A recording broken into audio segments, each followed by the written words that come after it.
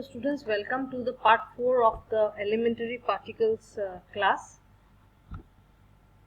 So let's see if we can finish it off in this class. So we had learned about the baryon number, and we found that it's B, it's denoted by B, and it is equal to 1 for the baryons and -1 for the antibaryons, and it is equal to 0 for the non-baryons. So that is something we had seen, and even for the lepton also we have seen that it is equal to 1 for the leptons, -1 for the antileptons, and is equal to 0 for the non-leptons. So this is like that means if we write an equation, proton plus neutron is equal to goes to electron plus neutron plus muon. Look at this. What is the lepton number here? Proton is not a lepton, so the lepton number is 0 from here. And about neutron, it's also not a lepton, so it will be 0. What about electron? Yes, it is like this. Plus for a neutron, it is not a lepton, it is like this. So, and what about a muon? Muon is a lepton, so it will be 1 like this. Now, so here on this side, on the left hand side, the lepton number is 0, and on the right hand side, this is 2. So this will not do. But suppose I have another one, suppose like this. This is a positron, this is an electron. So for a positron, the lepton number would be -1. So -1 plus 1 is 0. So it will be conserved. So that's the how the conservation laws hold. And even for the baryon number, look at this one. The proton has a baryon number. For the baryon number 1, and the neutron also 1. Electron has 0 since it's not a baryon, and here it's 1. So in this case it will not be like this, but then it will not be satisfied because this is B is 1 plus 1 is equal to 2, and here it's just 1. So things actually work like this. When we say conservation of baryon number or conservation of lepton number, we say that it means that the sum of the baryon numbers this side on this side must be equal, of the lepton numbers on this side and that side must be equal, and the charges must be equal. Charges meaning what? Proton has got a charge of +1, neutron has 0, electron has -1, this has 0. So things also work like that for charges. It should be equal. The sum of the charges on one side must be equal to the sum of charges on the other side. Now then again about isospin quantum number. This is a list of the isospin quantum numbers of different particles. So it's not quite necessary that you remember them. This is just for your knowledge. And we had already seen that after the discovery of strange particles, quantum number strangeness has been discovered. Now we come to the most important part of today's class, that is, till now it was thought that before this it was thought that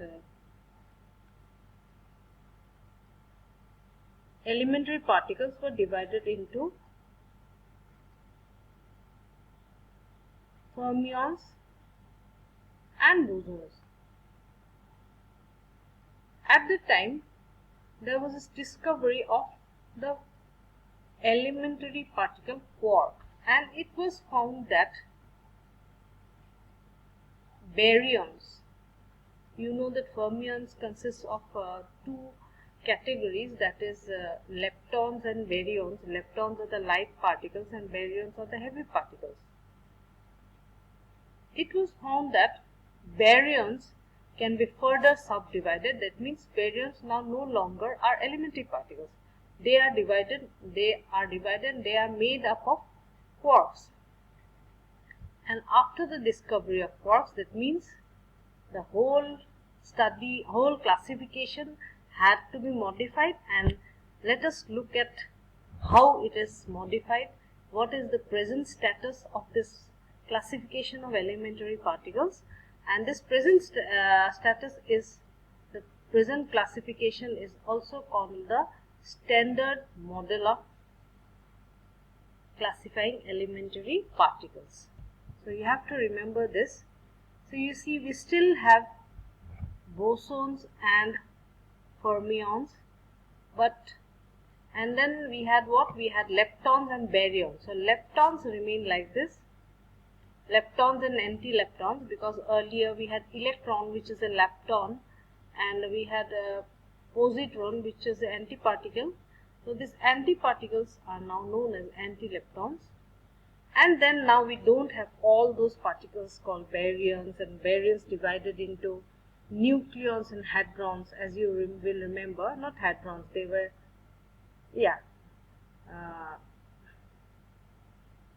these are now subdivided into like this. So all except the leptons are made of quarks and antiquarks. And quarks, there are actually 6 quarks in all. The quarks are up, down, charm, strange, top, bottom. These are the 6 quarks, and we also have the antiquarks along with them. So how the quarks are named as? They are named as U. They are actually, the symbols are U, D, C, S, T, B. So these are the quarks. What about the antiquarks? These are the quarks, and the antiquarks are U bar, D bar, C bar, S bar, T bar, and B bar. So that means 6 plus 6, we have 12 members out here. So these things are very well explained in the study material that I have prepared for you. So it will be shared in your Google Classroom. And so these quarks and antiquarks each has a spin of half. And then we have the generations. The generations are like this. Generations, we have the electron. Just I'll explain this. This is not generation, means quarks are again, these 6 quarks are again divided into 3 generations. These are the first generation, the second generation, and the third generation. First generation quarks are the most abundant in nature. The second generation are slightly less, and the third generation is lesser. Now the first generation quarks are, the third generation quarks have got the greatest mass, the second least, and the first lesser than, not least, second is the intermediate mass, and the first is the least massive of all of them. So that means elementary particles are now divided into bosons and fermions, fermions into leptons and antileptons in one category, and then we have the quarks in the other. Now this leptons also, we have the first, second, and third generations, of which the electron and the electron neutrino. Electron we already know, it's denoted by E minus 1.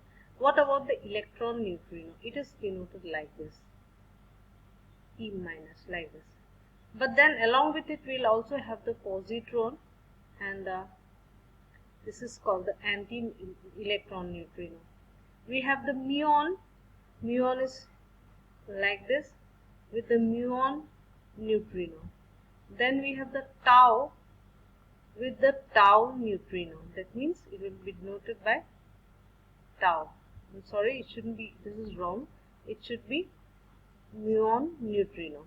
That means associated with the electron we have a neutrino, with the muon you have a neutrino, and the tau we have a neutrino. So these all seems very confusing to remember in the first at the first look, but if you draw a chart and try to remember them like this, it will be easier. So you see, it seems as if the classification that I had discussed in the beginning has been totally changed, but then you will see that the It's only that everything is now more organized. There we had a large number of particles, the lambda particle, the omega particle, the xi particles. Now you see that they have all been, they can all be formed with the help of quarks. So it has been, so you see it's better this way. Then on the left hand side we have the bosons, and look at it. First we have different classification. A boson, they consists of two types of boson, the gauge boson or the vector boson. These are the gauge bosons and the scalar boson. So I'm afraid you will not be able to understand these things now, which you will understand better in your postgraduate classes, in your PG classes. Now for us it is enough to know that bosons are now divided into gauge bosons and scalar bosons. Gauge bosons is a name for vector bosons. These are vector bosons. That means we have got three components each, and gauge bosons are of four kinds for the four fundamental interactions. So it's interesting that for a fundamental interaction, bosons, the intermediate particles that we talked about, remember we talked in electromagnetic interaction, we had the photon which was responsible for the interaction which of two charged particles, and for the strong nuclear forces we had the pions and all these things. But now you see we have it like this: photon for electromagnetic, this for strong interaction, strong nuclear action, this for weak nuclear action, and this is for gravitational interaction. So these are all bosons. So that means this is more organized in the sense that first we had written the pions, the photons. Pions was the exchange particle for electromagnetic interaction, strong interaction. Photon was for electromagnetic. Then we had a W particle, and we still have the W particle, and the graviton was there, but we did not at the time know that they were bosons. Now we see that all these exchange particles fall under the classification of bosons. And let us look at what are quarks. Quarks, it was first discovered by Murray Gell-Mann and George Zweig. They combine to form. So if you are asked to write a short note on quarks, you see this is put in a very compact form. What intrinsic properties they have? They have got electric charge, they have got mass, they have a quality called color, and they have got charge. Color cannot be compared to the color that we see with our eyes, blue, green, yellow or red. It is something else actually. So they experience all the four fundamental interactions for every quark flavor. When I say flavor, what are flavor? This up, down, strange, charm, these all types, each type is said to be a flavor. Okay, so this is about quarks. So we have this chart which you can memorize. All these are the symbols which I have already discussed. Okay. So these are the charges. Look at this. U, this is U, it is 2 by 3. It's very important that you remember this.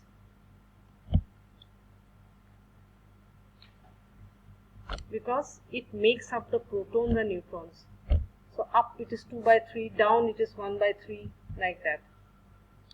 So now when I say generations, the first generation, lowest in mass, as I have already, these things have already been discussed. Just note down.